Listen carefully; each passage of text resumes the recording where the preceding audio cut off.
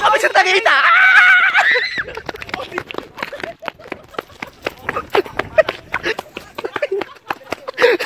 Wait, hindi ako makita sa magtakbo.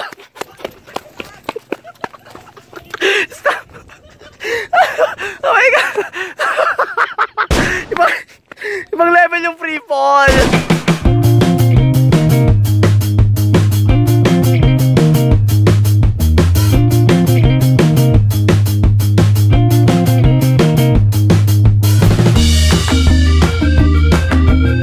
Eto na nga, papunta na nga kami ng Tagaytay para mag-enjoy. Nag-stop over lang kami dito para jumingle at kung ano pa mang pwedeng gawin. Hi, Ram!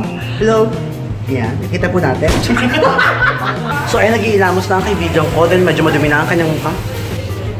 Nag-iilamos din ako. Nasa Tagaytay na kami ni Shirley. At Ram. Hindi ko kinakayang energy. 19 kasi ngayon. At naulan. At dito kami ngayon sa Tagaytay. Ang saya-saya. At syempre pag bumabiyahe tayo, hindi mo may iwasan paminsan yung tiyan mo nagigera, nagwawala, natatae ka. Ngayon ituturo namin sa inyo kung ano nga ba ang mga dahilan kung bakit tayo natatae, no? At dahil pawis na ang lola mo, nagpalit ako ng damit. O siya, hindi ba kayo mamatay mo niya po?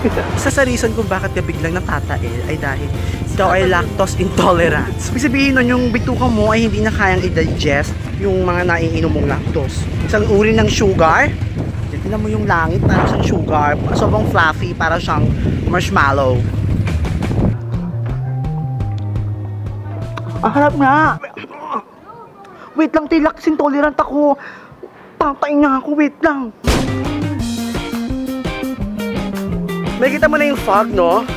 Yan, mukha siyang ref pero parang yung fog na ay mainit. Ba't ganun? Fog na mainit. Kakaiba.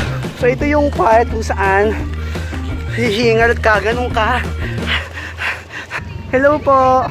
Okay lang po pero baba po kayo dyan. Hindi ko po kayang umakyat. Dumating na po si Vice Ganda.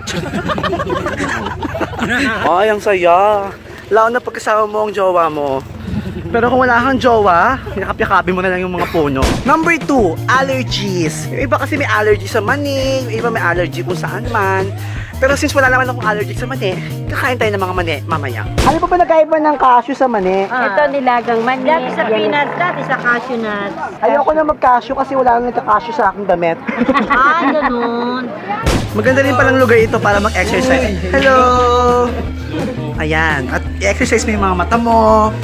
Nakakakita ka ng mga tao. Nasa taas na kami at takak-tak na rin yung pawis ko. Wow, ang ganda.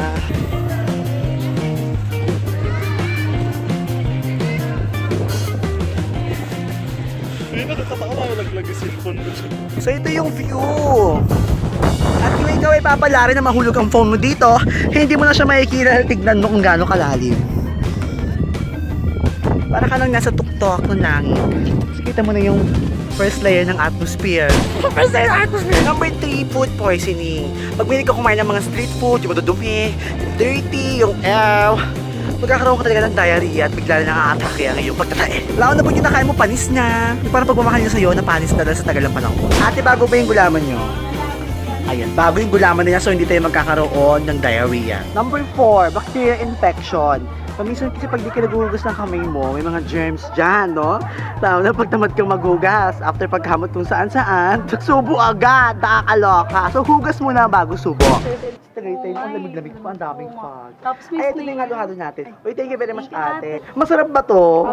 Malinis ba to? At dahil malinis ang halo-halo niya, ate, hindi tayo magkaka-diarrhea. Bayad na ba to? Hindi pa po.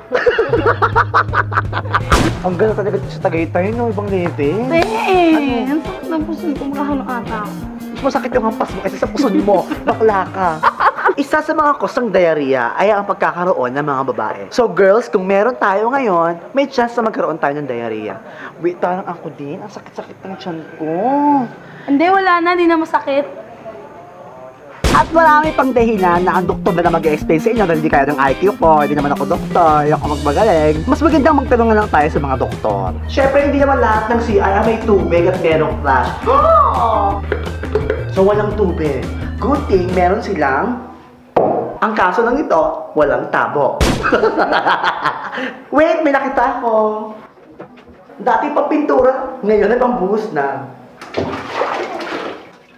Wait lang, tayong-tay na ako. At para sa bonggang tips kung paano pigilan ang pagtae, watch my old video Elsalans number 3. At kung gusto mo maging kalmado lang ang mga travel ninyo, mga barkada hopping and everything, magbaon ka lagi ng emoji para bonggang-bongga ang pag-ikot mo. At don't forget to like, favorite, and share this video para bonggang-bongga na! Mga kita! Baka mahulog ako! Ang ganda-ganda dun, oh. Ang ganda. Fabulous, darling.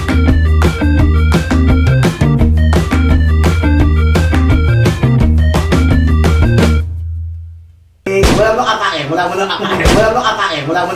Kumuha niya sa Star Wars. Hindi, yung sa Lord of the Rings.